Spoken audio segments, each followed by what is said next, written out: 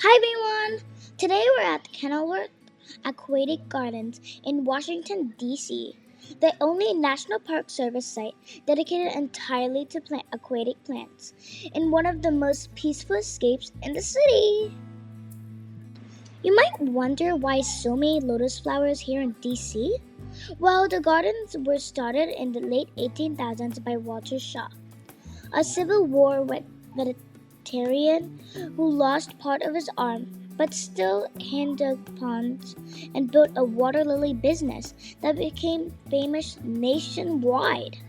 He imported lotus and lilies from all over the world, and his daughter Helen later grew into one of the largest aquatic plant nurseries in the country, even supplying flowers to the White House. Over time, it became a protected park where these blooms return every single summer. In winter, the magic goes into hiding. The leaves and flowers die back, but the lotus survive by keeping their roots and tubers buried deep in the muddy pond bottom. When spring comes, they send up new shoots and the cycle begins again. In peak bloom, you'll see lotus everywhere. Huge pink and white flowers, delicate buds, and quirky seed pods.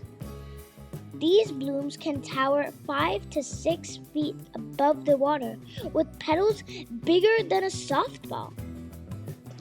And here's something wild. Lotus flowers stay spotless, even in muddy water.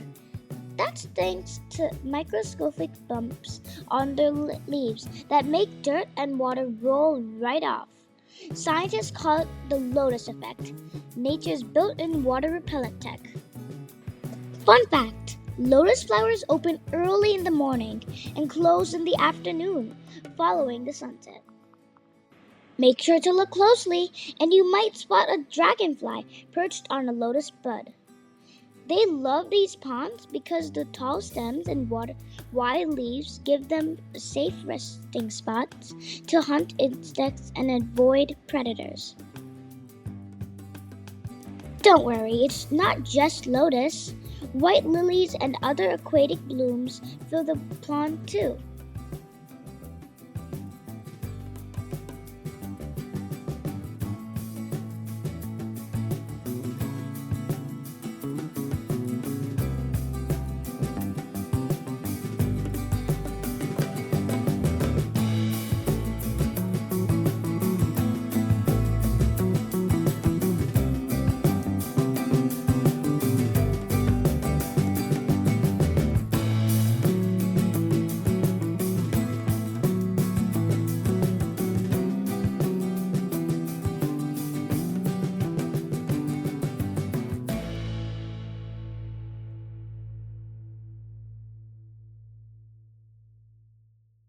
A charming little bridge and a long wooden boardwalk lead you into the last remaining tide marsh in D.C., along the Anacostia River, where you might spot herons, turtles, beavers, butterflies, bees, and even a bald eagle if you're lucky.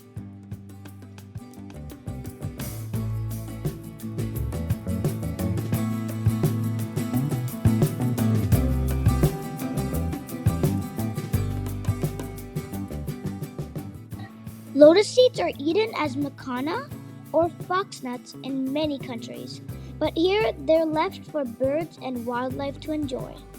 Even after the Lotus and Water Lily Festival in July, with cultural performances, yoga, live animal demos, and ranger talks, the gardens stay peaceful and photo ready.